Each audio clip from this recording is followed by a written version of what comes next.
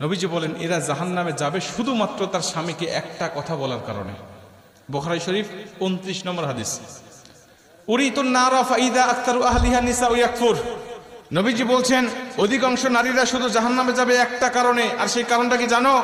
আমি মেরাজের রাত্রিতে গিয়ে দেখেছি উরিতুন নারা ফাইদা আকতারু আহলিহা নিসাউ ইয়াকফুর, অধিকাংশ নারীকে আল্লাহ জাহান্নামের মধ্যে দিয়েছে।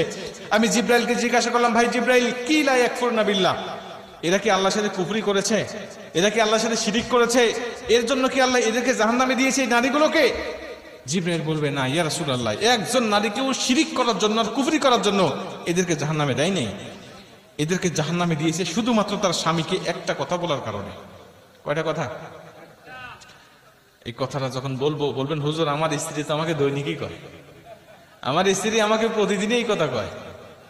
এই কথাটা মেয়েদের মুখের কমন ডায়লগ, তারা জানেই না। অথচ বুখারী শরীফের 29 নম্বর হাদিসে এই হাদিসটা বর্ণনা করা হয়েছে। যেমন তেমন হাদিস না, সহিহ সনদে বর্ণনা হয়েছে। জিবরাইল বলছেন, ইয়া রাসূলুল্লাহ ওয়া ইয়াকফুরনাল আশিরা, এরা হলো স্বামীর অবাধ্য স্ত্রী ছিল আর মাঝে মাঝে স্বামীকে একটা কথা বলতো। কি বলতো ইয়া রাসূলুল্লাহ? জিবরাইল বলছে, ইয়া রাসূলুল্লাহ ইয়া হাবিবাল্লাহ, এদের স্বামীগুলো ভালো ছিল। এদের স্বামীরা যখন এদের স্বামীদের কাছে এরা যা আবদার করতো, স্বামীরা তখন সেটা পূরণ করার চেষ্টা করত। যখন ভালো খাবার চাইতো স্বামীরা খাবার দিত, যখন ভালো পোশাক চাইতো তখন ভালো পোশাক দিত, যখন কোনো জায়গায় ঘুরতে যেতে চাইতো তখন ঘোরার জন্য বেড়ানোর জন্য নিয়ে যাইতো নবীজি। কিন্তু তারপরেও যদি কোনো সময় এই স্বামীরা স্ত্রীকে সন্তুষ্ট করতে না পারবে, এই স্বামীরা যদি কোনো সময় স্ত্রীকে সন্তুষ্ট করতে না পারে, ঠিক সেই সময় এই স্ত্রীরা একটা কথা বলে উঠতো, ক্বালাত মা রাআইতু মিনকা খায়রুন কত্তু। এই কথাটা তারা বলে উঠতো। বলবেন হুজুর আমার স্ত্রী তো আরবি জানে না, তো বললো কেমন করে? ভাই আপনার স্ত্রী আরবি যদিও না জানে, এর বাংলাটা আপনাকে প্রতিদিনই বলে। কি বলে? তোমার সংসারে এসে কোনোদিন আমি সুখ পেলাম না, তোমার সংসারে এসে কোনোদিন আমি শান্তি পেলাম না। আমি মেয়ে বলেই তোমার সংসার করতেছি, অন্য কোনো মেয়ে হলে তোমার সংসার করতো না।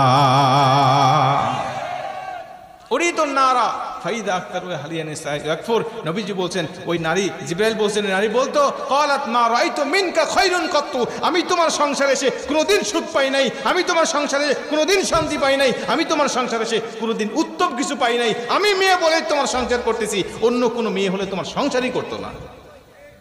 বলে সাথী আর মা বোনরা বলে না, এরা ভালো আছে। মা বোনেরা মনোযোগ দিয়ে শোনেন, যদি এই কথাটা ভুলেও বলে ফেলেন, আজকের থেকে তওবা করে নেন, আল্লাহ আর বলবো না, বলেছি তো বলেছি, আর বলবো না, এইটাই শেষ। আমার স্বামী, একটা স্বামী স্ত্রীর জন্য কতটা অবদান রাখে। নবীজি বলছে, যদি আল্লাহর পরে কাউকে সেজদা দেওয়া জায়েজ হতো, আমি বলে দিতাম প্রতিটা নারীকে তার স্বামীকে সেজদা দেওয়ার জন্য।